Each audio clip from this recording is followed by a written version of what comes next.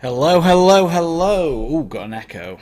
Let's get that sorted out straight away. Right, YouTube and Facebook, we should be live if you can hear me. Let me know in the comments. We should be outputting all the audio, I believe, so you should be hearing me loud and clear. Thank you to everyone that's got involved already with the comments coming through. I can see every single one of them. Thank you ever so much for joining us tonight. I know here in the UK it's quite late on, but we're doing this at midnight, so we've got the biggest chance of catching everyone on the other side of the pond in America and the other side of the world in Australia. So first of all, let me say hello to everyone. I hope everyone's being safe, and I hope all your families are safe and you're doing well yourself. This is very strange times indeed we find ourselves in. David Jones, thank you for letting me know that you can hear me loud and clear. There is a little bit of a delay with the comments coming through, but hopefully we're going to crack on. I've seen some brilliant questions already, so thank you so much to everyone that's getting involved on this. This is the first time, I believe, that we've gone live. We, in all honesty, want to do this a bit sooner than this, but unfortunately, the day the UK got locked down, I moved house.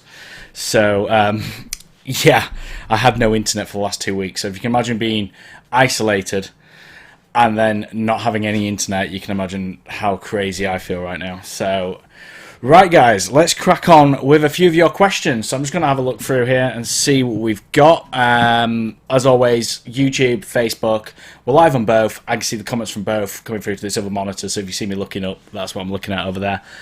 So yeah, let's crack on with a few questions. Get that out of the way.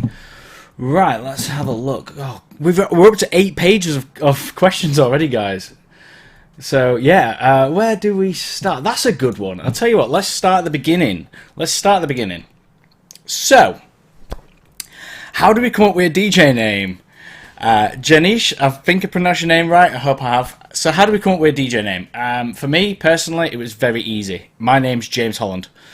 And I was born in the early 90s, and it just happened to be that in England, that was the most popular name. The name James was the most popular name for years, so everyone at school went by the last name. So there was James Mackey, James Nemeth, James Parkin. I was James Holland. Everyone just knew me as Holland. So being a DJ in my local town, I just went by the name that everyone knew me by, Holland. But when you come into a DJ name, I always wanted to be called D James. Big shout out D James, the Red Bull UK freestyle champion. I always wanted to be called D James, but as soon as I got into DJing, I met D James and couldn't obviously be called that. So I think it's important not to overthink your DJ name. It's not that important at the end of the day. Just make it rememberable. So if people only meet you once, they're going to remember that name. And look out on social media. Go to Facebook, go to Twitter, go to Instagram, and search the name. Because really annoyingly, I can't get DJ Holland on anything. Anything at all. It's gone. It's gone a long time ago. So everything on my handles is DJ James Holland.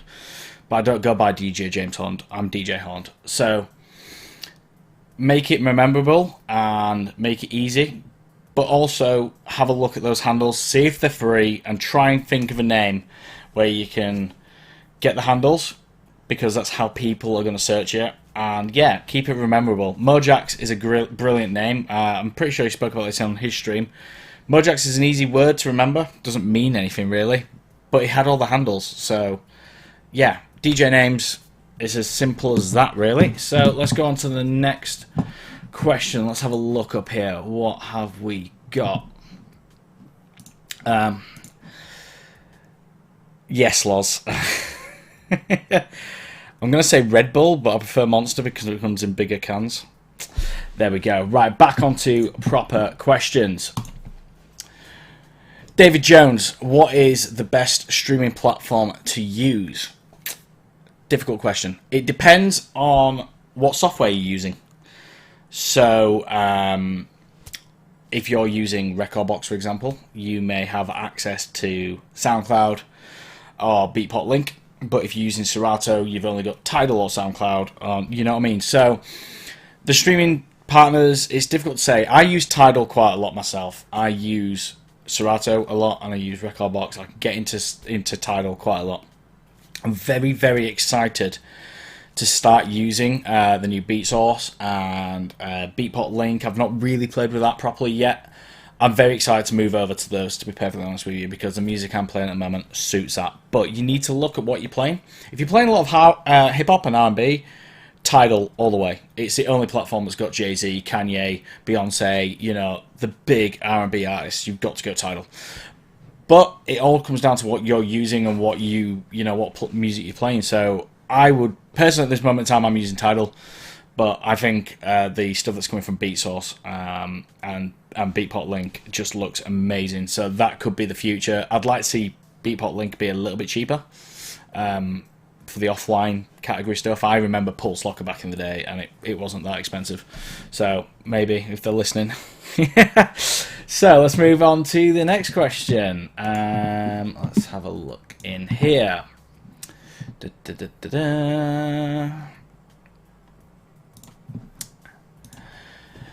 Best budget headphones. DJ Tommy, I was looking, you were commenting way before we went live, so big up yourself. Best budget headphones. I'm not going to beat around the bush here. I don't believe there is an amazing budget headphone. Personally, if you're wanting to set this seriously and you wanting to get into it, buy a set of Sennheiser HD-25s. They will last forever. They sound brilliant, and they don't break the bank compared to some other DJ headphones. There's Pioneer headphones and V-Moda headphones out there which cost more than the Sennheisers. They're brilliant, I'm not saying they're not, but you can pick up a set of Sennheisers for about $100 these days and they'll last you forever. I mean, down on the floor here, my Sennheisers. So they're not exactly budget, but every budget headphone I've actually tried, it's just been terrible, honestly. So sorry I can't help you a bit more with cheap alternatives, but I would go with Sennheiser HD-25s. Let's have a look at this one. Charlie Ford, how do I get to work for Crossfader? I'm very fortunate in that I live in Leeds, or live near Leeds, and big up Jamie Hartley and Katie. They're from Leeds, very big DJs. Jamie was a very big DJ in Leeds.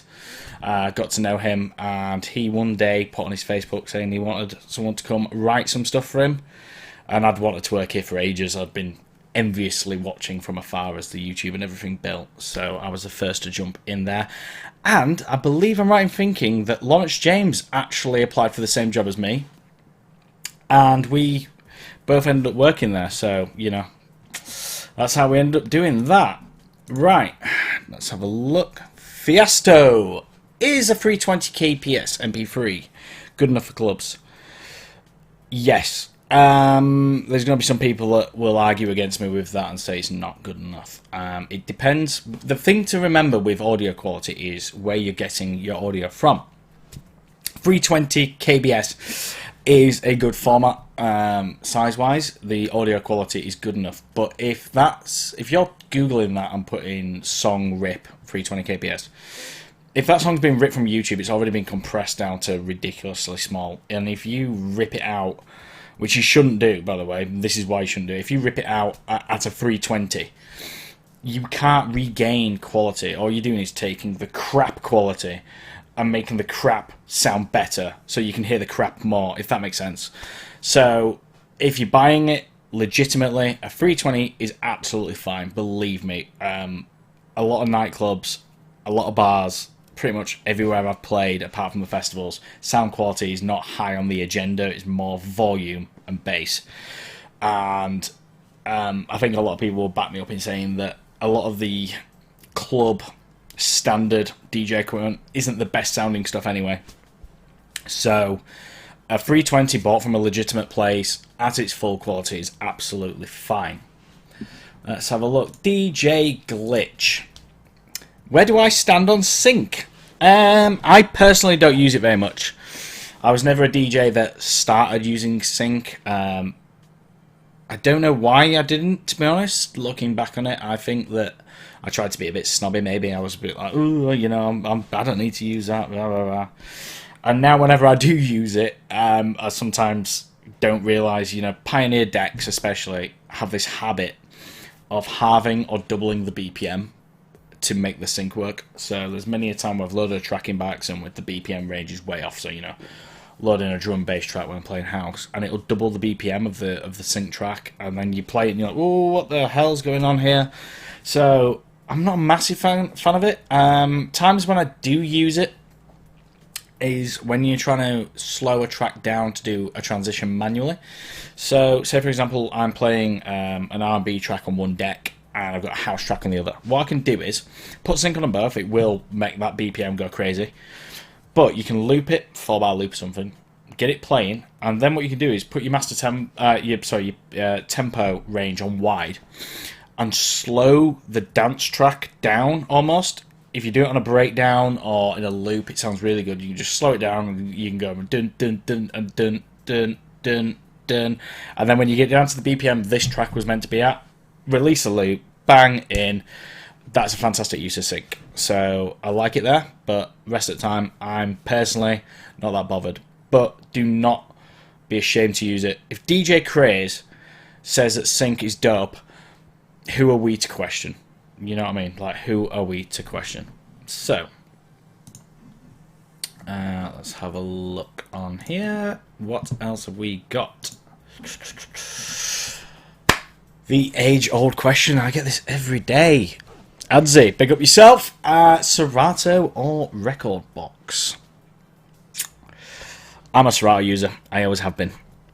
But I recently went onto USB, in which case I'm using Recordbox. Recordbox's biggest gripe for me personally is the BPM has 2 decimal places afterwards, and it does my head in. There's a lot in Recordbox which is brilliant. The library management is superb, but there's so much information that I just like going on Serato and it being so simple.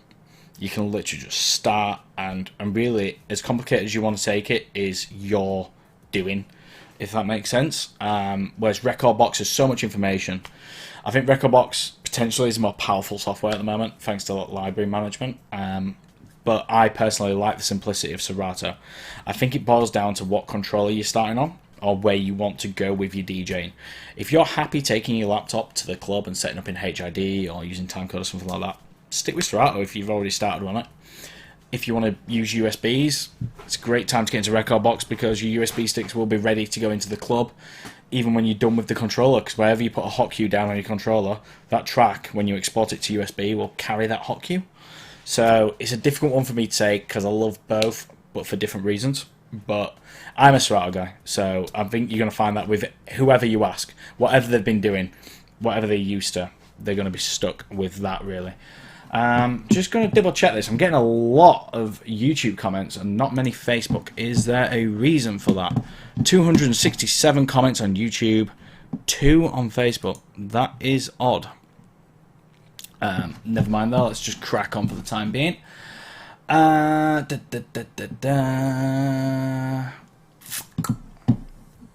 do I think to Traktor? Now, if Jamie and Danny and everyone else from CrossFit are watching, they're probably going, oh, don't answer that, because I am a massive Traktor critic. But Traktor is superb for certain applications. Like, my God, the BPM detection in Traktor is next level. Like, you will never get a beat grid wrong from Traktor. It's just so good. My gripe with Traktor is it just hasn't been updated. It was so far ahead when Serato and Recordbox were, Serato was doing its DVS thing. Recordbox was literally an export software, and Traktor was coming out with stem decks, remix decks, all these things. It felt like decades went. Well, I know it wasn't. It was a few years, but it felt like ages. Traktor were doing nothing. Serato and Pioneer were coming on leaps and bounds, and then Traktor came out with the S2 Mark III, S4, and recently the S3. Great. I mean, the hardware for Traktor, don't get me wrong, the hardware is some of the best controllers built wise, like feeling wise, for the money. Native Instruments nailed it. I just feel like Traktor needs to catch up with streaming, for one. It needs a high resolution display on there, and it needs some, we need smart playlists. We need the features that have just come so commonplace in the other softwares. I know they're building Traktor DJ 2 at the moment on iPad. Again, that was a year ago, maybe longer, that we started playing with that. It hasn't really come on much. I just want to see Traktor get back to its former glory. So that's what I think about Traktor. Here we go. Pepe's Cube, nice Rubik's Cube Pro. Why do you? Well, I'm guessing it says, what do you think about the Numark Mixtrack Pro 3 for beginners? I think the Numark Mixtrack Pro 3 is a brilliant controller for the money. It's very cheap. It's very good at what it does, and I know many DJs who started on a Mixtrack Pro. They're very good for what they are. There's also some alternatives though. You need to remember that we've got the DDJ SB3, DDJ 400, the Hercules controls stuff. But I think the Numark Mixtrack Pro is a brilliant beginner's controller. It's very good for the money. Let's have a look what we've got here.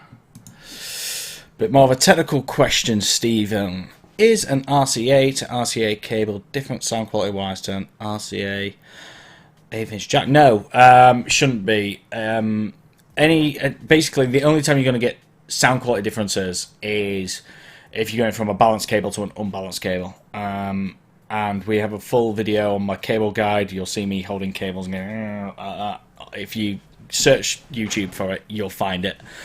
Yeah, an unbalanced cable will sound different to a balanced cable. You know, the adapters won't make a difference. So, no, that won't make a difference. This is a brilliant question. I'm getting asked this a lot at the moment. DDJ-1000 or XDJ-XZ? Right. These both have my favourite thing in the world, a mechanical jog wheel. I've got a mechanical jog wheel to show you here. Let me get my mouse over. This is a set of CDJs that I've got on my desk.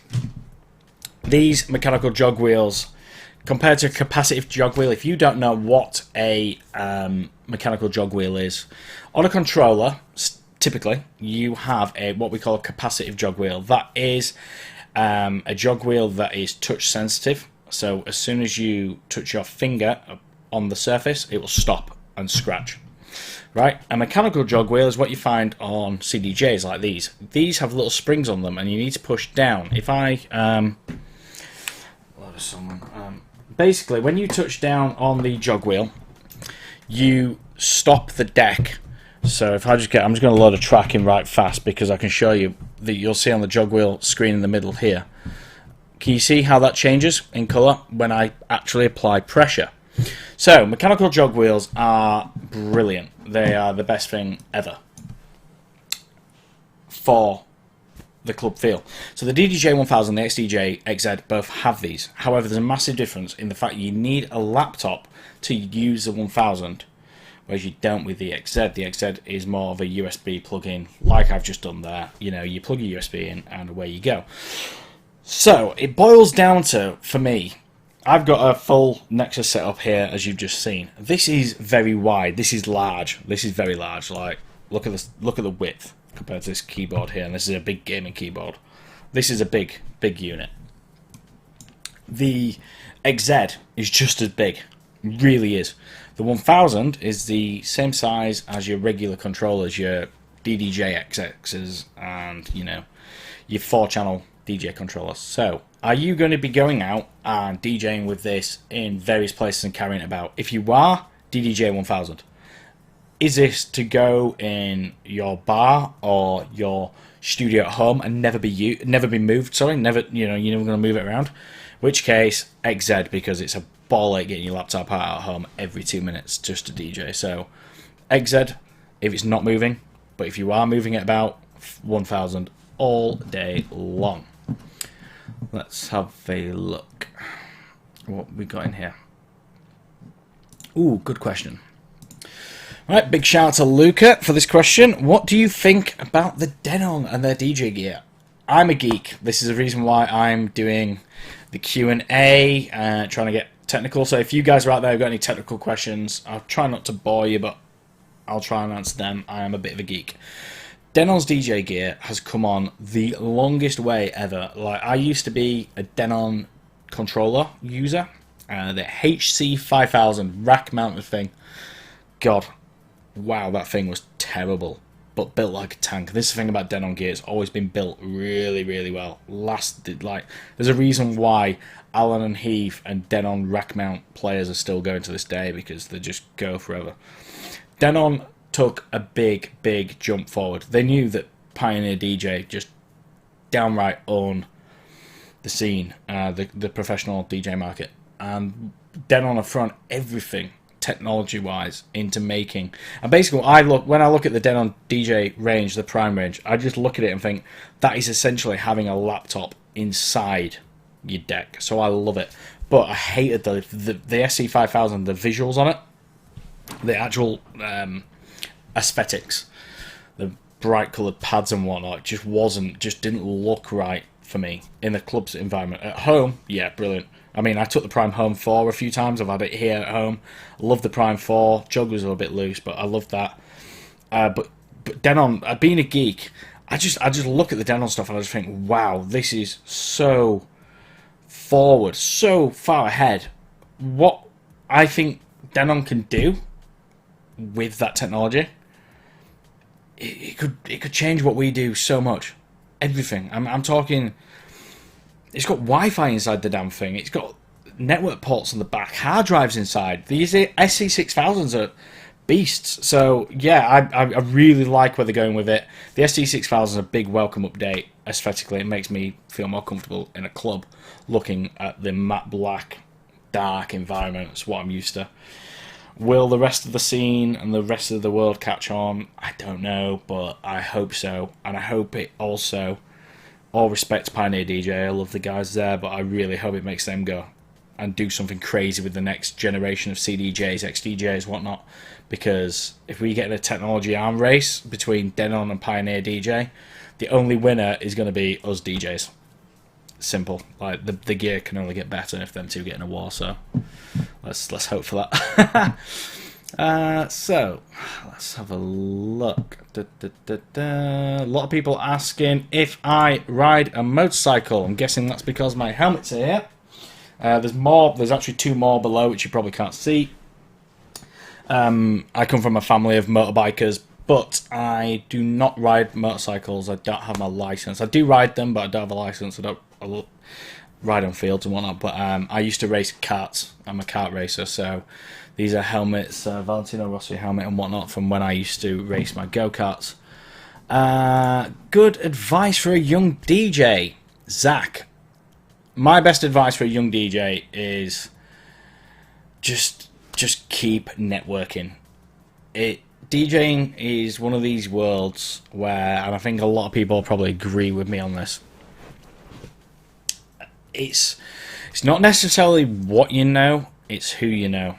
And I hate saying this, but I think it's true. I think a lot of times you can be very talented, but if you're a bit of a recluse and you don't go out and network and brand yourself and meet the other DJs, meet the promoters, meet your club owners, I think like sometimes the talent can be overlooked if they're not pushing themselves. Whereas people that maybe are less talented go out to the clubs every night, speak to the DJs, speak to the promoters, speak to the club managers, and network socially, Instagram, Facebook. Don't badger people, but, link up, get to know these DJs, get to know the people in your area, and network like hell. That is my best advice I can give you for a young DJ, because, believe me, I'm not the greatest DJ in the world. But I got to do some crazy gigs last year, and I would say my networking ability probably put me in those positions more than my ability as a DJ did. And that's just me being self-critical and honest. So that's my advice to everyone. It's advice I've given out for years. If you want to get into this world of DJing, go out and network like hell, because the more contacts you make, the more friends you make in this industry, the better off you will be when opportunities arise. So there we go. Let's have a look on the questions here. Ooh, Nareem. What do I think of Algorithm DJ Pro? I think it's bloody superb. I genuinely do. I really like it. I like its simplicity. I like the way you can use your iPad to DJ with controllers. That's just mental. It's really good. Recently they're losing Spotify, which really hurts. I think that was their biggest selling point, was having Spotify in there, and it's leaving. But it's not because of them, it's because of Spotify, so Boo, Spotify. But yeah, Algorithm DJ Pro is a very capable piece of software. It's a shame more people don't use it on a more professional basis. It seems to be the app that everyone downloads and messes around on the phone or their iPad, but the Mac application is actually very good as well. So maybe it's worth a look into if you're wondering what DJ platform to start on. Let's have a look. Kieran, where can I get personalised DJ tags for my stream? Right, tags, jingles, things like that. If you're not just on a DJ stream, but if you're doing a DJ stream, and also you can use tags in a performance. There's a very famous DJ here in the UK called Danny T. Shout out Danny T. And he has this jingle, and honestly, I don't think he'll mind me saying this. His jingle is almost, well, at one point was more famous than he was. His jingle is a woman's voice going, "It's Danny T." And believe me, that jingle's just so catchy that, yeah, for a long time, everyone used to just sing that whenever they related any bassline songs. They'd just go, "Oh, it's Danny T." So a good drop helps build your brand when you're DJing on your streams, when you're out and about. So I personally, you can get them from Fiverr.com if you want the cheap ones, kind of generic ones. You can make your own if you're any good at audio processing. I use my friend, he works in radio, Jason Riley. So big shout out to Jason Riley, Reilly. I'll drop a comment below at the end of all this, recapping my questions and whatnot. But he does them for radio productions, so I just got him to do mine. So if you can find him on Facebook, drop him a shout out. I'm sure he'll do them. Let's have a look.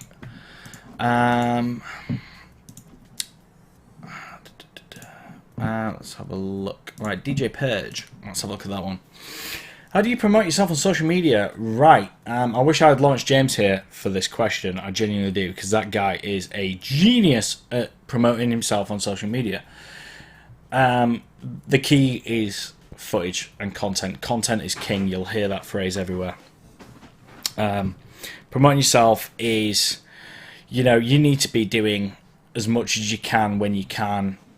Learn the social medias that you're using, so Instagram algorithms, YouTube algorithms, Facebook algorithms, and then try to adhere to them. So look in your insights, look for when your audience is most active, and then what I try to do, I try to look at things that are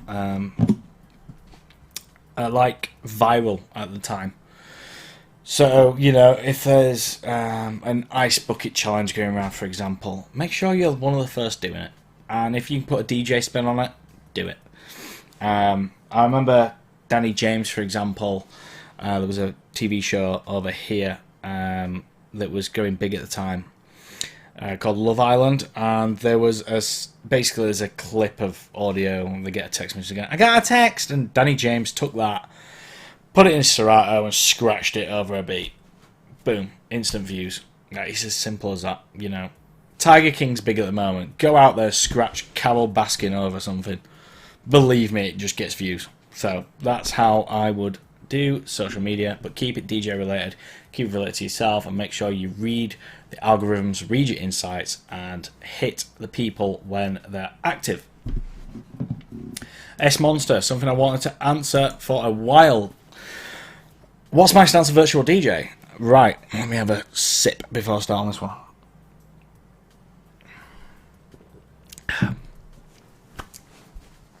Virtual DJ is a monster of a software. We don't do any courses on it at the moment, and we don't do any tutorials on it at the moment, as I'm sure many of you are aware. A lot of you have commented and emailed asking for tips on virtual DJ, but the thing with virtual DJ is it literally can do almost everything. You can stream from it, you can broadcast radio from it, you can even hook it up to the internet and have people go to a website, request a song, donate money to you, and it pops up in your playlist for you. It is mental what virtual DJ can do, and big up the guys who are making it. It is incredible. However, and this is a big however for me, when you go out and buy a piece of DJ hardware, most of the time when you buy it, it comes with a piece of software that's been designed for. You know, if you go out and buy a Serato controller, you buy say for example, I don't know, a Roland 505. The buttons on that controller, you plug it in, you do nothing else. You plug it in, press the buttons, and work. You just like the buttons are doing what it's meant to do. Virtual DJ has this. It can almost be used with anything, but it's like a jack of all trades, master of none kind of situation for me. Whereas it can do all these really cool things, cool, but you've got to be able to map your controller, or you've got to download someone else who's mapped it, and you've then got to pay for that privilege. Like a lot of people are, oh, virtual DJ is free. Well, it is for home use, but then when you go professional, you got to pay quite a lot of money, more than Recordbox, more than Serato, more than any of the others. And virtual DJ does a hell lot more. You can, like I've said before, you can do so much in that software. You've got to make sure that software is right for you, and you're going to get the advantage of that money extra. You know, if I'm buying a DDJ-1000 and it unlocks Recordbox for free, I'm thinking, what is virtual DJ going to do for me at £200 more? Do you know what I mean? That's my stance on it. I like it. I really, really like it. I don't want to bash anyone who uses it or bash the software. It's really, really good. But I think the software out there that comes for free with the controllers is just easier. But it's up to you guys. DJ Tyler, why Spotify leaving the DJ industry? I don't know. It could have something to do with the licensing that goes on. You know, a lot of these streaming services, I've said it before, don't license their music to be broadcast. So a lot of the streaming and DJ software is only for personal use. Could be something to do with that. I honestly don't know. Who knows? Spotify's that big these days. They might be making their own DJ app. I wish I knew. I wish it'd stay as well. In fact, I wish that Spotify would have been in Serato and in Recordbox and in Traktor and in Virtual DJ and everything else. Algorithm DJ had such a great thing with Spotify there. But yeah, it's a shame, but they're leaving. Let's have a look. How can I stop racing go-karts? Money. Why else would you stop racing go-karts? Lots of people just saying hello and shout-outs. Big shout-out to everyone that's in the comments right now and you know, commenting. Really do appreciate everyone being here. Let's have a look. This is a good one. Fiesto, what do I think about the DDJ-400 for beginners? Right, I'm a Serato. Like I said before, I actually quite like using Serato over Recordbox. I think the DDJ-400, when I first played on it, I was slagging it off to high heavens in the office. I was like, oh, why is this controller doing this? Why is it laid out like this? I was so used to the individual effects parameters at the top, the free banks, like the SB3 and the DDJ RB before it. But the more and more that I had to work with the DDJ-400, the more I realised it's absolutely superb. It's brilliant because it does scale down what I've got in front of me here. Where is my mouse? You know, it scales down this, which is what we all aspire to go and play on in the clubs, is it not? This is what we all want to go play on. It basically scales this down and gives it back to us in a controller, so beginners can learn on. So it's brilliant. The only thing I really I still can't understand who a Pioneer DJ was thinking when they designed it, is the effect selection. Like the little down arrow that you press and it just pops up a window that's small in the software and just goes down one by one. Like if you're wanting to get to echo and you're like up here at bloody reverb or something and you want to get it in the next 10 seconds, you like this. Hate that bit of it, but it's a fantastic beginner controller because it takes this, scales it down, and then, just as you say, seeing themselves as a future EDM festival club environment, if you go from the 400 to the 800, and then the 800 to something like the Nexus players or the XZ or the 1000, you go in, all the buttons are in the same places as you progress. So it's a great place to start if that's where you want to end up. Let's go back onto the comments and have a look. Remember, guys, if you want to get your question answered, just drop a comment in the questions. I'm not seeing many Facebook comments come in, which is worrying. I hope all my guys out on Facebook watching us, I think they're just getting lost. I think I've got like 10 comments to 500 almost from Facebook. So next time I do see a Facebook one, I will be sure to try and pull it up to get you guys involved. Let's have a look. There's a lot of questions about the DDJ range in Pioneer's lineup of controllers. Quick overview what I think about these controllers. I think the 400 is a brilliant start. The 800, personally, it annoys me. I don't understand why you have to have it plugged into a controller to use the effects on it.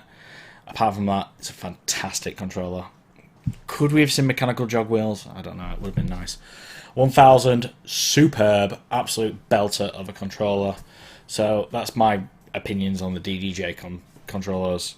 400 is brilliant, 1000 is brilliant, 800 could have been slightly better, but it's for the majority of people out there, it's good enough. It's just I'm a nitpicky little geek, you know.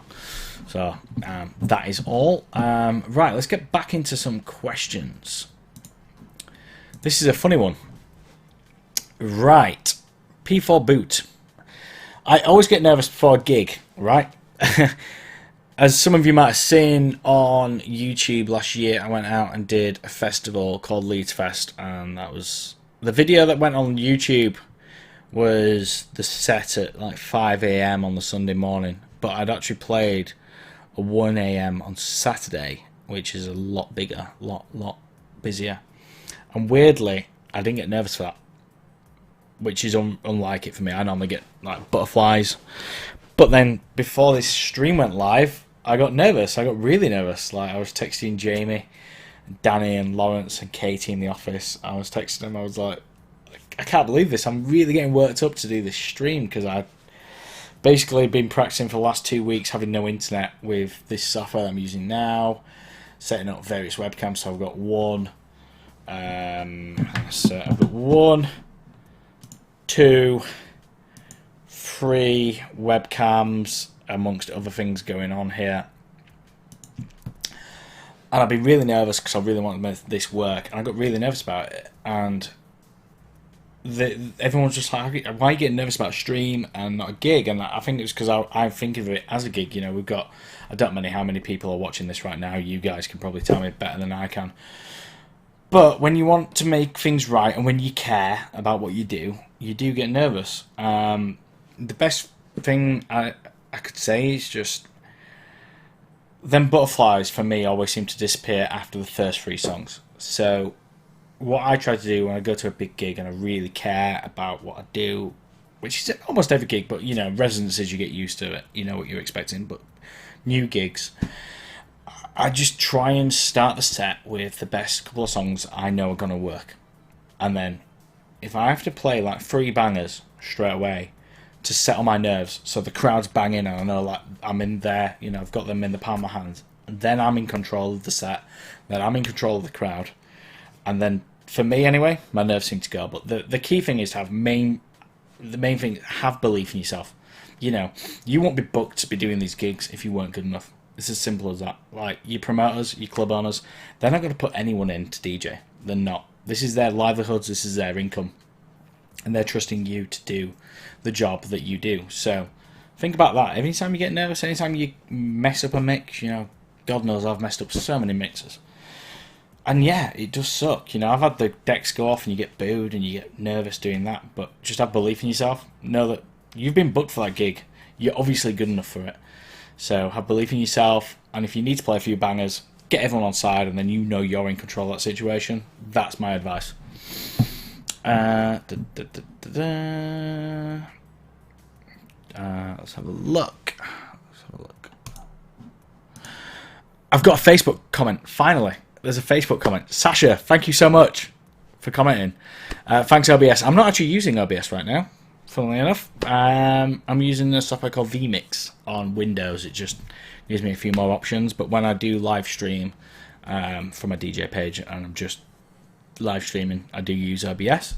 But yes, finally a Facebook comment, so that's why I pulled that one in there. Let's have a look through.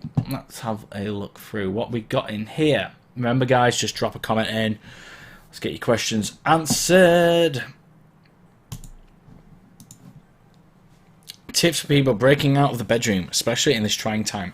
Right, I was talking to a few DJs about this. DJs that are already established in the clubs, and we were all like wondering, because everyone's unemployed at the moment, and everyone's wondering when are we going to be back to work? How are we going to get the gigs when we go back to work? Because you know, if nothing else, there is so many DJs out there right now, like yourselves in the comments, learning to DJ. Maybe you're already a very established DJ and you just wanted to pick up new tips and tricks, but everyone's practicing, everyone is learning new skills and adopting new things, and the best thing we can all be doing right now as DJs is showcasing these skills, because believe me, promoters, club owners, people that book DJs, all they're doing, they've got nothing to do. They can't, what are they going to do? They can't take a stock take, can they? They ain't got a bar to stock take it. So they're watching us. So we've got to be at the top of our game. So if we want to break out the bedroom, if you want to break out the bedroom, and we're all going to get, you know, I don't know when this is going to end. No one knows when it's going to end. But if it ended in September, then that's freshers for the UK. That's some of the biggest parties are going on that week. So you've got to stand out from the crowd. Start networking. Follow every events brand in your area. Follow every nightclub. Follow every bar. Start posting. Start tagging them if you have to. Don't overload it. Don't don't put them off you. But now is the time, more than ever, to showcase your skills. Get them online. Get people noticing who you are, what you're doing. It's time to get out of that bedroom, because I believe this industry will rocket back like you have never seen. And I'm not just speaking for the UK. I think all around the world, when everyone can go back outside again, the first place they're going to go is the bars, the nightclubs, the restaurants and the shops. The things that they haven't been able to do. And even if your local bar wouldn't normally have a DJ, they're going to be busy enough now to have a DJ. And if they haven't thought about it, make sure you make them think about it. Message bars that have DJs. Say, look, I've got my speakers, I've got my decks, I'll come down, give me some money. Now's the time to be forward thinking. So, yes, we can all do this. Let's get out of the bedrooms, let's get out of what we're doing, let's go do it. Let's have a look at some more questions. Ooh, yes, another Facebook question, and it's from Aaron. Aaron, I love you, mate. This is a good friend of mine. Thoughts of using phase with vinyl? Well, I don't know how else you'd use phase unless you're going to stick it on top of your head and run around in circles. But Phase DJ is a really, really cool product. I really, really like it, and I'm eagerly awaiting. They announced at NAMM that it's going to be compatible with Serato in HID mode, which means we don't have to hook up the RCA cables. I think that's going to be a game changer when that comes to market. It finally allows us to use these things. Can you see my 1210s there? We can use them in loud clubs, because no nightclub since the 1980s really has been built with isolation in mind. So back in the day, these needles used to skip with the bass from the speakers, so you used to have DJ boxes that would float, would vibrate, basically like float away from the vibrations. So they're very weird. And you used to have lots of foam and all sorts of insulation and padding and dampening going on in nightclubs. We don't have that anymore. I literally can't remember the last time I went in a nightclub and saw a set of turntables. But now we can bring them back, because Phase takes all that horrible needle skipping problems away from us. So I love Phase. I can't wait to see it get the HID integration. Yeah, it's going to be good. So, another Facebook question. Sorry, I'm pulling these all out of the blue, but they're quite rare to me on this screen. The best way to live stream your decks on Instagram. I did a video on this, so go check it out. Roland Go. Roland Go mixer, Evermix box for iRig live stream. Get yourself one of them free. They're line level digital interfaces for your iPhone or for your Android. but check compatibility because Android's a nightmare. But go get one of those free. Go get one of them. Trust me. Roland Go Mixer, Evermix Box 4, iRig, Livestream. One of them. Plug it in. Get your feed coming from your decks into that box. Make sure you're not running too hot. Don't redline and go live because that is the greatest way to get audio out of your controller. Well, let's have a look. Here we go. Right. Leading on from what I've just said, Stephen. Yes, there is an adapter. It's called an SC4 adapter if you buy the one from Rode. Otherwise, it's known as a TRS to TRRS. These provide mic level inputs into your phone, and we are outputting at line. What that basically means is, if I use my hands if you've got a microphone, if your phone's expecting a microphone, you know, like your headphones with your microphone on it, that's what your phone's expecting using these adapters. So your phone goes, oh, it's a microphone. It's not powered. It's going to need boosting to hear it. So your phone goes, boof, like this with the volume. It's like up here, right? Line level, what comes from your decks, is already very loud, right? So if we feed line level in, your line level should be like here, right? So you're feeding this in, but your phone's going, oh, I need it up here. So your phone just goes, boof, like that, right, with the line level, and it distorts like mad. So whenever you use them adapters, you've got to play your decks on basically no volume whatsoever, because at no volume, your phone still goes, right, I'm taking that no volume and boosting it because I think it's a microphone. And it just sounds a bit meh. It's not brilliant. So I know it's a bit of a daft explanation, but hopefully you understand what I mean, because quite honestly, I've explained that so many times through emails and stuff to people, and I'm not quite sure if people are understanding it. So mic level, your phone thinks it needs to boost, and when you put one of them adapters in, your phone thinks it's getting a mic, but it's not, it's getting a line level. So your mic would normally be here, your things are up here, it just sounds distorted. So hopefully that's explained it to you all. Some weird questions coming in, guys, I'm not going to lie. Right, let's have a look and try to sift through here. There's a few we've already covered. So if you are wondering about any of the questions you just tuned in, make sure you rewind this. We'll leave this video live for you all to look at in the future. Ooh, that's a good one. 1000 SRT or DJs-XZ or SZ if you're American. 2 from Timmy Turner. Right, I'm going to go SRT, and the reason I'm going to go SRT is because of those mechanical jog wheels, but the SZ2 is a beast of a controller. It is large, very large, and it does feel more like a DJ mixer with the width of it and the scale of the unit. But I think the SZ range has had its day now. I think the 1000 SRT looks more like a CDJ style setup, and even though it's smaller, it's got those mechanical jog wheels. So I would go 1000 SRT for those reasons. Let's have a look. Right, Tyler, DJ Tyler, big up yourself. Are iPads compatible with all controllers? No, they are not. In particular, iPads, and I'm speaking for Algorithm DJ here. That's the application I'm talking about.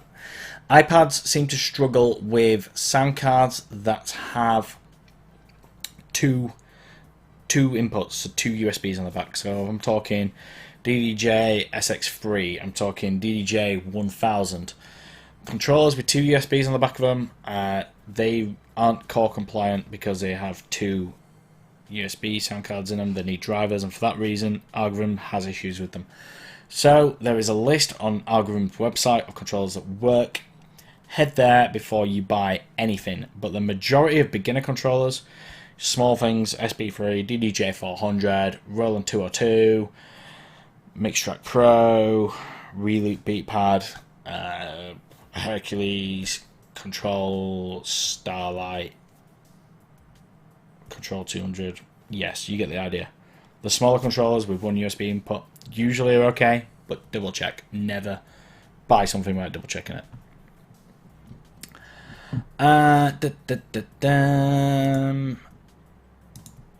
Stephen, can you use Machine Micro with Recordbox? I have never ever tried that. I have. Jamie has a Machine Micro and a normal machine, I believe, back at the office. However, I can't remember the last time we used it. When this isolation's over, I'll give it a go.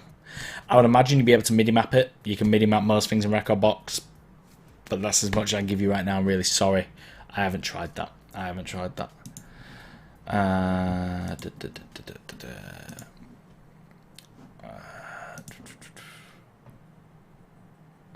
have a look. Sorry, I'm just trying to pull out some more questions here, guys. Keep you in the guide. Right. Right. I'm not even going to try and pronounce your name. I'm really sorry, mate. I can't. Yeah, can't do that. You're from Greece. You're 18 years old, and should you go abroad? No, you shouldn't. I spent a month, almost 2 months in Greece last year DJing for the yacht week. We've sailed out of Athens, went to Hydra, Porto Heli, Nikki Beach. Where else did we go? We went many places in Greece. Greece has got a brilliant nightlife and some fantastic clubs in the right areas. I can't speak for everywhere, obviously. I didn't go everywhere. But I don't think you need to go abroad to be more successful. I think what you need to do in any country, and this isn't just Greece, this could be the UK, this could be France, Germany, America, Australia, anywhere. I think before you even think about moving abroad, try to do the best you can in your local scene. When you've outgrown your local scene, maybe then consider going abroad. We get a lot of the party islands here in the UK. A lot of DJs will move out to Zante, Mallorca,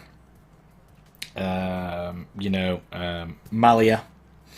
They will try and go there straight away. They'll just literally they'll be in the bedroom DJing, and they'll have 1 or 2 club gigs, not many, and they will see these party islands and think, I'm going to go out there, make a name for myself, and come back and be the next big thing.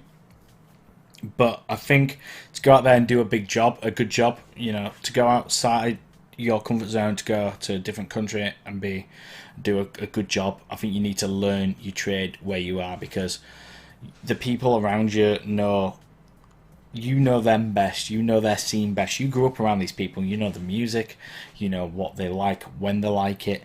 Master that scene before you go elsewhere. So if you've already done that, by all means, go abroad if you feel that you've done what you can in Greece.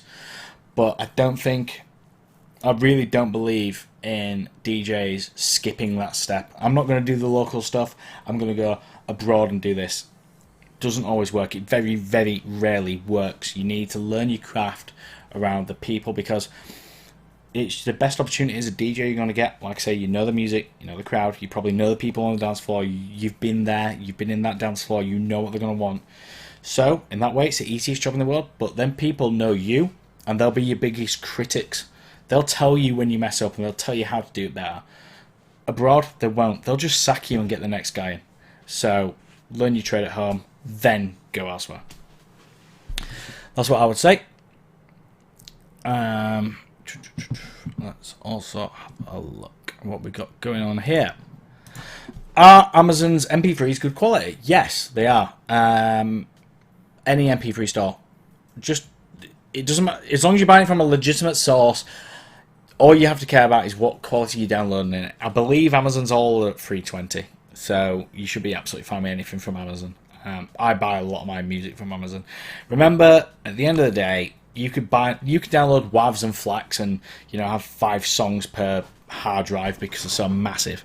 But if you're putting them through, no offense to any of the companies I'm going to mention right now, but if you're going to put them through a set of Pioneer CDJs and mixers that aren't earthed, and then they run them off through God knows what compressor and run them through, Best Buy's amps to go out to average speakers, it doesn't matter. Honestly, nightclubs, it takes a long time to get into nightclubs that have very, very, very good sound systems. I played in some amazing clubs, and there's always a weak link in the chain. I've seen some amazing Void sound systems, Function 1 sound systems, Ohm sound systems be run through some of the cheapest compressors I've ever seen. So it wouldn't have mattered if I played a FLAC. You know what I mean? No one would have noticed. So that's what I'd say about your audio quality. You've got to set the bar. 320 is the least you want to be playing at, but Amazon is absolutely fine.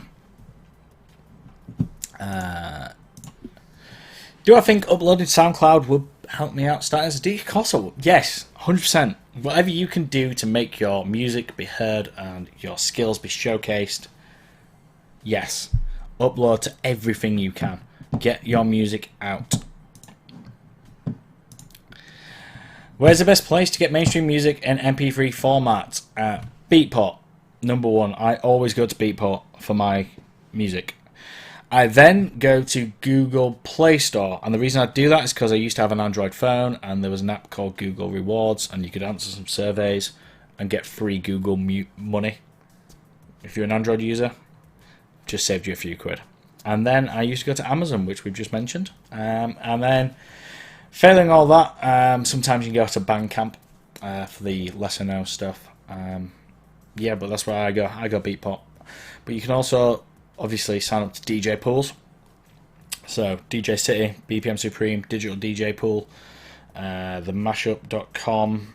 There's so many of them, I just can't list them all off the top of my head. But music pools exist. You have to prove you're a DJ. You have to pay a fee for it every month. But that's another great source of getting all your music. So that's how I would do it.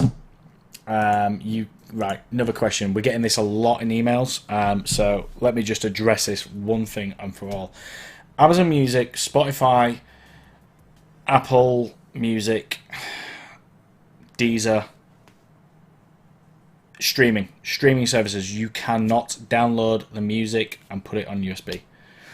If you've bought the music in Amazon Store, as in you've bought the album, $10.99 for an album, whatever, you have the option to download it in MP3 format. It's in the shop, you'll see it. Same on Google Play Store. But if you are paying for the subscription, you are paying for a subscription. You cannot move that music onto USB. We're getting a lot of emails about that at the moment, and it's not possible. So let's just have that one out. Let's have a look.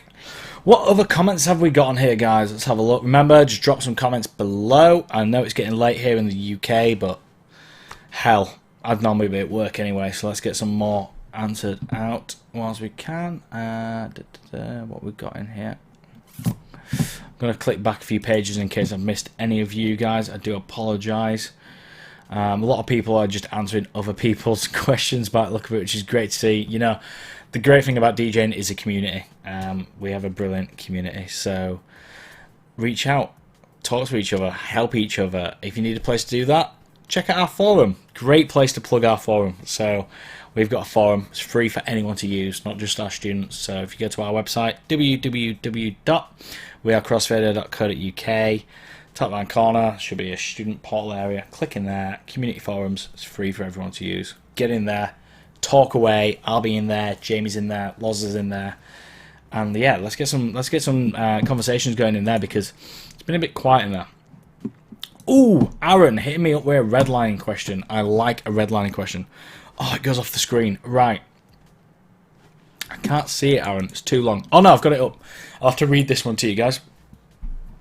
So, it says, what's your thoughts on redlining? I get that DJs seem to go for volume over audio quality, but knowing that DJs have a built-in limiter on top of the system's limiter, surely that's enough to put off people redlining. Basically, a little background story here. If you don't know what a limiter is or a compressor, when you redline, you might see this on the DJM Nexus 2s. There is a clip light at the top. So when you, how do I describe this best? In audio, in your gain sequence, the green lights go to here, don't they? You've got your greens, your ambers, and then your reds, right? 0 dB is theoretically where the signal should peak. You should never go over 0 dB. Anything above 0 dB is called headroom. And, you know, tracks vary up and down in volume. You have quiet bits, you have loud bits. That's why we have headroom. So you don't basically limit out your waveform. You don't want to go too loud, because when you hit the ceiling of what's possible, instead of your waveform looking like it does on your screen, and I'm sure you've all seen your waveforms go up and down like this, what happens is it hits this ceiling, right, and it goes square. Have you ever seen a big fat square waveform? So a big fat square waveform is losing all those ups and downs which should be shown above, below. You know, it should all be like this. But if your up and downs are above that ceiling, so your ceiling's here and you're going up, and all these up and downs are lost, and all you're going up and like that, right, and you get this horrible sounding crappy sound. And when you're redlining in your decks, essentially that is what you're doing. Now, red lights on Pioneer equipment, it changes from manufacturer to manufacturer. Pioneer stuff, you can see what it says on your controller. You know, it'll say 0, you'll see the 0, and then you'll see your headroom. So I've got this mixer in front of me, I can see the 0, 1, 2, 4, 7, 10, over. When you're over, guess what that means? Ceiling, square. But we still see DJs just ranking up the sound systems, running the red, double red, flashing that overlight. And if you get the clip light on a Pioneer, on the newer mixers, that means that the mixer is physically clipping you down. It's like going, no, you're too loud. And when that signal gets through to the club speakers aren't just going to accept that signal. There's usually, always, and always should be, what we call a compressor, a limiter on the system. So it takes the signal coming in and goes, whoa, too loud, and it takes what it's getting and it does the same thing again, squares it off. So it sounds even worse. When it gets to the speakers, it sounds terrible. But and then basically what these systems do is this system will compress you down, and then they have what we call a release time. So your signal's coming in too loud and it brings you down, and then it'll bring you down for a little bit, right, for a bit of time, and the sound engineer can program what amount of time it brings you down for before it releases you and allows you to go back up to your peak volume again. So it will only release you when you come back into safe audio limits. So if you're playing too loud and you never come into the save limit, the club speakers have been turned down by a computer, right? So the sounds come down, and then DJs go, this is quiet, and they turn it up even more, which makes the computer go, I'm turning you down more, and you never get out of that cycle. So my thoughts on redlining are that everyone needs to understand what I've just told them, because if they turn down, sometimes to make a club speakers louder, you need to turn down. That's so daft and backwards. I know what you're thinking, but just think about what I've just said. If you're being limited, you're under the compressor, you're under the limiter at the time, and you need to bring the sound down to allow the system to go, okay, you're safe, okay, cool. And it'll then bring the speaker volume back up so you can play with full volume. As soon as you start abusing it, redlining, going into the reds again, the computers will kick in and you'll be quiet. So that is a very, very simplified way of what I think about redlining. Don't do it. Loz, God bless his soul, he's going to hate me for saying this, but Loz is always redlining on his mixers here in the studio. You know, we're playing on really small speakers in a studio in a office building. Audio quality isn't at the top of our thing. You know, when he's out in a club, he doesn't do that. I see a lot of comments on our videos. I've been known to do it as well. Sometimes when you're just in a small room, you don't think about it. So if you ever see it in our mixers, that's why we do try and practice what we preach here, but that is a technical why you shouldn't redline. I hope you all understand that. I hope I've done a good job of explaining it anyway, so sorry if that makes sense. Let's have a look. What else is in here?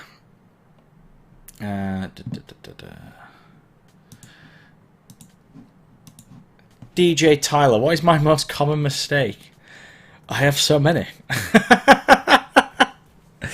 I am very self-critical when I DJ. Very self-critical. My most common mistake... I probably scratch too much. And I can't scratch. Yeah, that's probably my most common mistake. I like to baby scratch over everything. It's a habit I need to get out of, really. And also, I'm a sucker for, since coming from laptop DJing into the world of USB DJing, I occasionally will tap in the BPM manually onto the effects unit and then forget to re-tap it for the next songs. In 10 songs time I'll go for an echo, and instead of thinking, oh, re-tap that, I'll forget and I'll put the echo on. It'll be like 128 and I'm up at 130 at this point, and the echo just goes out of time instantly. I'm like, ah! So that is my most common mistake. So yeah. Let's have a look what else we've got here. Do I think the 6-channel mixer from Pioneer will start to be in clubs? Yes, but it depends what clubs you're playing in. That mixer, Pioneer DJ are probably going to watch this and go, yes, that's completely why we did it, or no, it's not why we did it. But I looked at Pioneer's lineup for a long time, and a lot of tech DJs, a lot of DJs like to get involved in the sound of the craft of nurturing their sound and finesse with external effects units and whatnot. We had people like Richie Hawtin, Carl Cox, big artists who really, really care about the parameters, individual parameters of sound. And they'd use Pioneer equipment. Carl Cox has been a long time user of Pioneer equipment, but then they'd be there with a Richie Hawtin Play One Differently mixer or an Alan Heath mixer, because the sound quality of those mixers and the ability to shape your sound was way better than what Pioneer had. The Pioneer DJM 2000 used to have a screen in the middle. That was sick. That was a really good mixer. And a lot of people don't like that mixer, but the people that don't like it didn't know how to use it. Fact. Mojax will back me up on that. People that didn't like the 2000 didn't know how to use it properly, because that mixer was dope. And ever since the 2000, I've been looking at the Pioneer range going, it don't make sense. Why don't they have a high-end mixer in there? So the 6-channel mixer, the V10, was everything I hoped for, plus a lot of steroids. It's got everything in that mixer. It's amazing. It's a top mixer. It's massive. It's expensive. And it does more than anyone will appreciate. And that's why the majority of people that saw it went, ugh, what's that? It's too big. What do you need 6 channels for? Why do you need to route internal effects externally and this and that and the other? Again, I'm sorry, I don't want to be rude, but if you don't get why you need them channels, you don't need it. It's not a product for you. Don't waste your time looking at it. Don't criticize it because you don't understand it. It's a sick mixer, and people that are playing that kind of music will have that at their clubs or on their riders.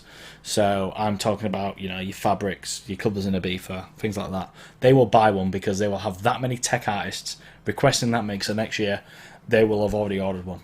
So yeah, they'll be there, but not in every single club. DJ Lawrence James, is F1 boring now? Yes, it is. It's not even racing, and it's probably more exciting than it's ever been, and we're not racing. It's as boring as you put in that comment 12 times. Love you, mate. Right, let's have a look. Oh my god, he's here again. Do I play? No, I don't. You do. Back onto the serious questions. Ricardo, the best effects. A lot of people are going to say Mobius Saw because it's new. I personally love a delay. Can't beat it. Delay and echo. They're simple, but you can use them for everything. They get you out of jail. So how can you not love them too? Love them. Let's have a look. What else have we got on? Oh, that's a brilliant question. Devish, right. What would I include in the next generation of CDJs?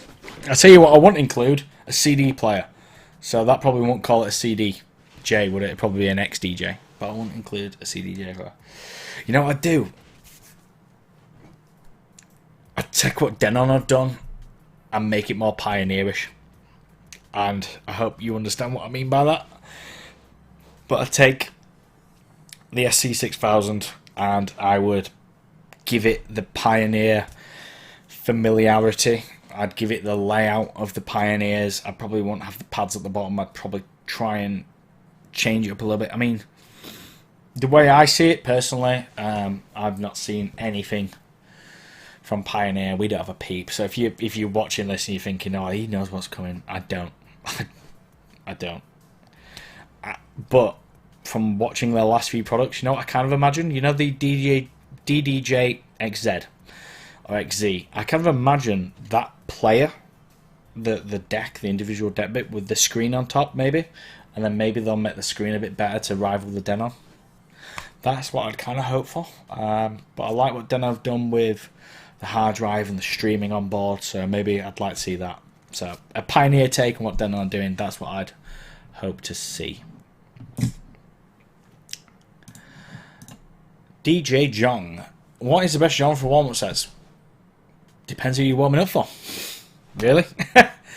Who are you warming up for? Is it an R&B room? In which case it has to be R&B, but probably throwback R&B stuff that DJ's not going to play. Most likely it's house, or commercial.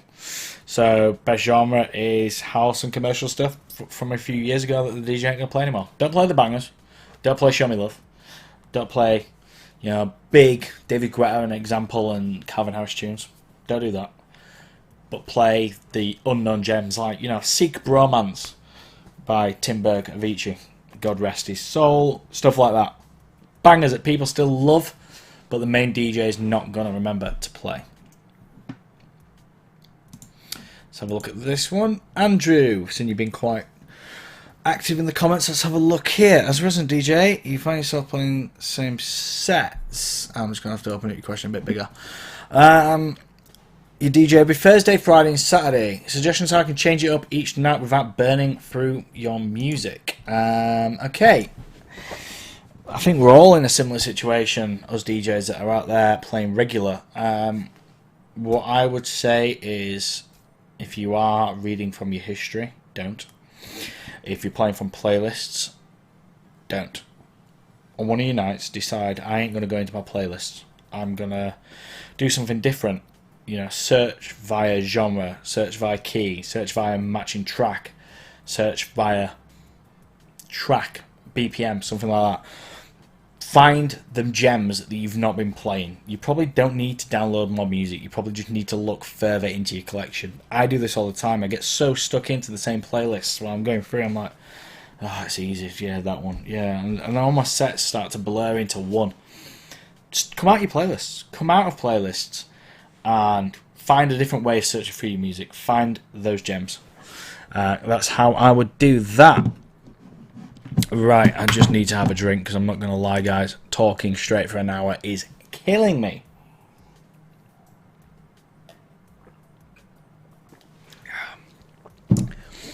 Let's have a look. Josh with a brilliant question. Big up, Josh. How we doing? Does mixing and keying matter? Yes. No. And you're probably going to be confused by that. But yes, it matters. If you have the ability to mix in key, it makes the transition so much smoother. It almost makes you seem like you've magically mixed these songs together and no one's even noticed if you do it right. It really does sound brilliant. But do not dictate your DJ set by its key. If you need to change key to drop a banger and keep the energy up, just do it.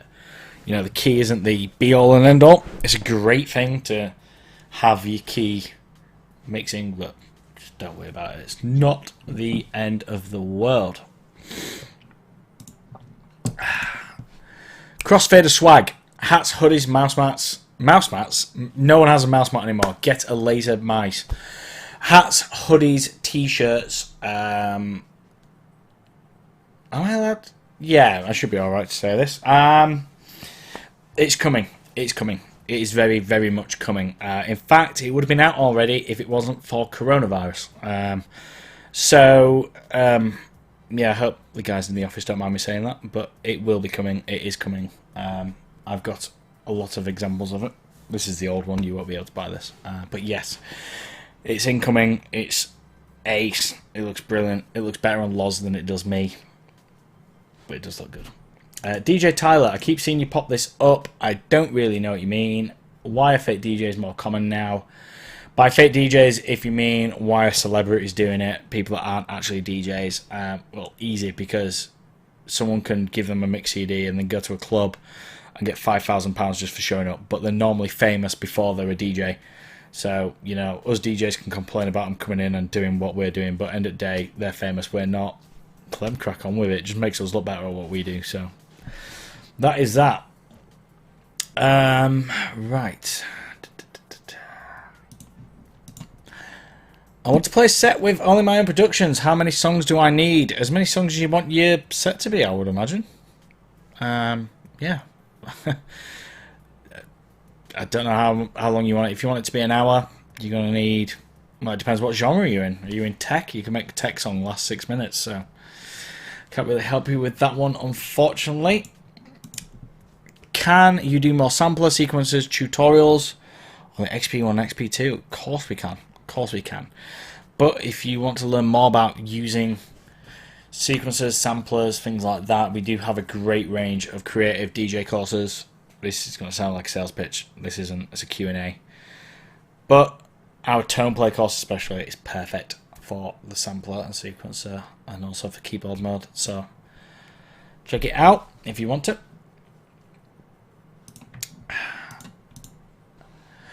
Is it hard to get a club set from being in your bedroom? Yes, it is. It is hard, but it's not impossible. And believe me, if you look in the comments, there'll be hundreds of DJs that have done it.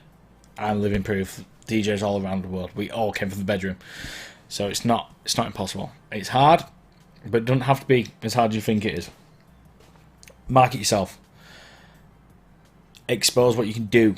Put it online. Show your skills. Showcase your talent. Maybe get in touch with some local bars, some local nightclubs. Work your way up.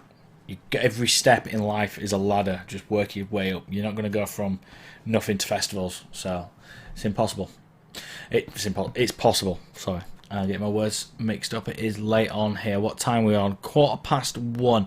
So this has been going over an hour and a bit now. So I probably won't be going for too much longer, guys, just because I'm suffering massively with hay fever. That's why I've got such baggy eyes and my throat's killing me. Ooh, yes, this is a banging question. Right.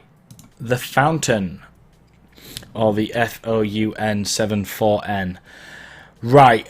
Microphone. I get asked this a lot. Microphone. This isn't the microphone I'm using, by the way. I'm using a mic down here, but yeah, microphone. It is nerve-wracking, and I was very fortunate enough that DJ that taught me how to DJ and how to use the mic was basically bullying me to use it at every given opportunity. I think my advice is, when speaking on the mic, is speak slowly, is to speak clearly, and speak from the bottom of your chest. What I mean by that is, you can't just talk like this, like normally, like I'm talking to you guys. I can't just go, hey guys, it's £1 bar, hey guys, £1 shots at the bar. I can't, you can't just say that. You need to come from down here, right? Down in your... Hang on, so let me get rid of that off the screen. You know, it needs to come from the bottom of your chest. So, big deep breath in and emphasize. Don't shout. Never shout into the microphone because you'll just redline it. But it needs to be emphasis. You know, get on the mic and be like, hey guys, £1 shots at the bar. And speak from the bottom. Don't speak from, you know what I mean? You know, if you're doing a shout, shouts are a great way to break the ice with the crowd. If you don't know what to say, that's a key thing. When you're on the mic, speak loud, clear, and emphasis. Never shout, and know what you're going to say before you get on the mic. Don't get on the mic and then go, £1 shots, right? So shout outs are easy. So easy. You know, a girl comes up called Emma and she wants her birthday shouting out. You can't forget that. You don't need to think about it. Huge happy birthday to Emma. Piece of piss. Build yourself up from that to then getting on to the more complicated things. And just, yeah, take it one day at a time. And you'll get that. You'll get that.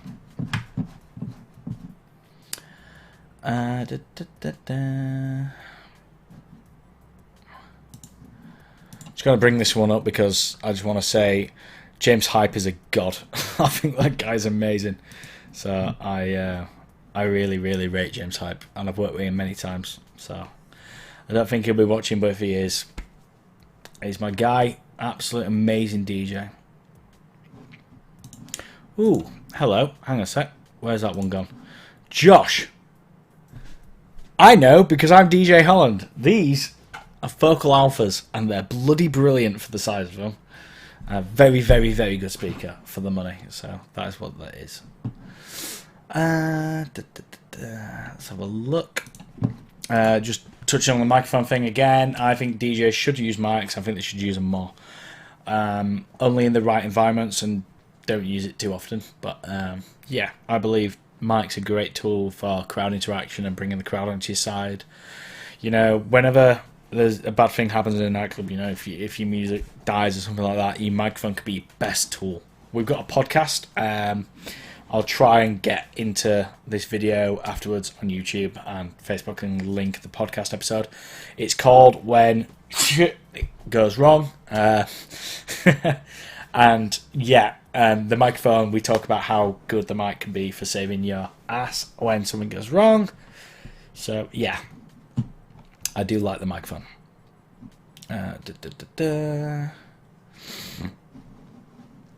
Right. FLAC WAV or MP3? MP3. FLAC and WAVs are way better, don't get me wrong. But they're also massive, so unless you're carrying hard drives to gigs, and if you are carrying massive drives, guess what? Your CDJs are going to have trouble reading slow read speed drives, so just use MP3s. They're absolutely fine. They're absolutely fine.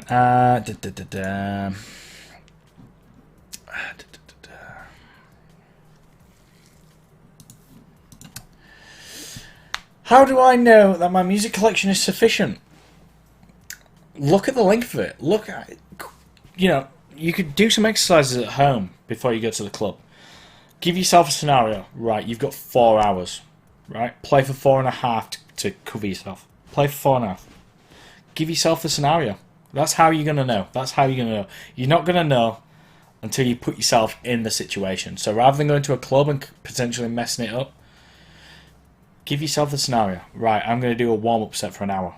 Play for an hour and a half. Always play over, because believe me, you mix through songs a lot quicker in a bar than you do at home, because you see the crowd and you interact with them, and they're dancing and they're liking what you're doing, and you go, oh, I know. I'll mix this in because it'll work really well for that girl over on that table. And you'll do it, and you'll mix out that song faster than what you would at home, sat there going, I'll mix my next song in 30 seconds. You know, I'll take my time. So play longer, but give yourself the scenario. Try it out. Let's have a look. Any pickup pattern on the mic? Yes. Right. This here, I just had a really long conversation actually with a few of the other DJ reviewers on YouTube. Reached out on my personal social media because my microphone, have I still got it? I don't know, it'll be somewhere.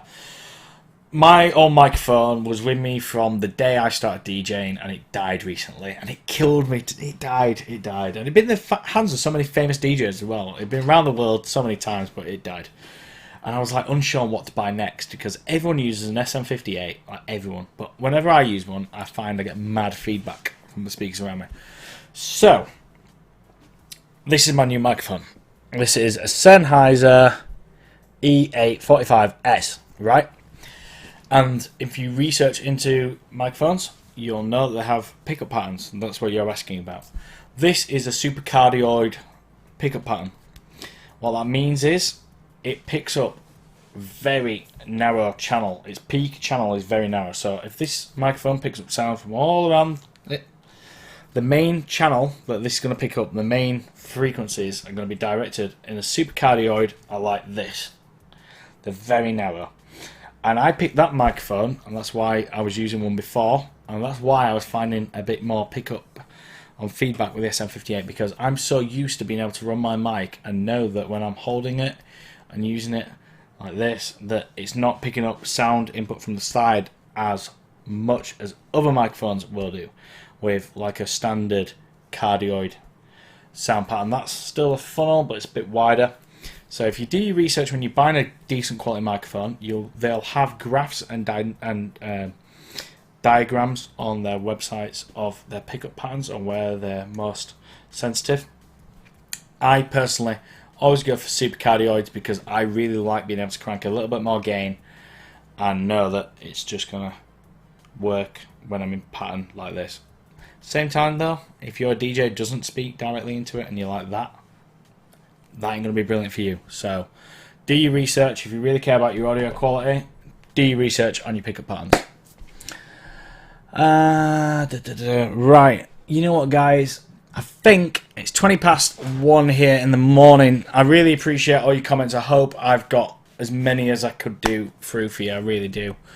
I'm going to get off the stream now, and what I'm going to do is I'm not going to be completely gone. I'm going to go back into the Facebook comments and the YouTube, and I'm just going to start typing through some comments I didn't get through to on the stream. So if I've not directly answered your question, I'm really sorry.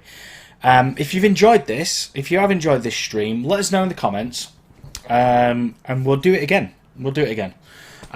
You know, it might be this time next week. It might be earlier. If you really want this to happen on a more regular basis, you let me know. I don't mind. I love speaking to you guys. I love sharing the knowledge and yeah, discussing all things DJing. I really do enjoy it. So if you guys want more of this, let us know. I'm going to spend the next half an hour to an hour. I'm going to have a beer because I think I deserve one, and I'm going to answer your questions which I didn't get to already. I hope you've enjoyed this. I really do. I hope it's been helpful. Like I said earlier, get yourself in our forums.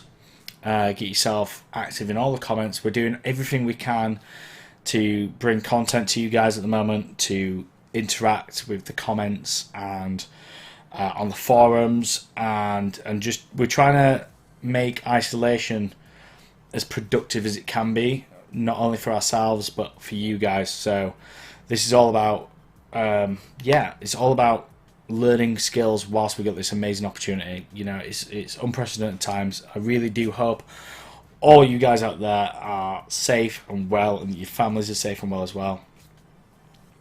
Massive love to all you guys around the world for tuning in today and listening to me ramble, because believe me, no one else in my family would want to hear me ramble for as long as I just have done. So massive love to you guys. Hope you stay safe. Let us know in the comments if you want us to do this again. Hopefully next time we can get Jamie involved, Lawrence involved, Danny involved, get some more angles on these questions. Again, big love, and I'll talk to you soon. Thank you very much for tuning in.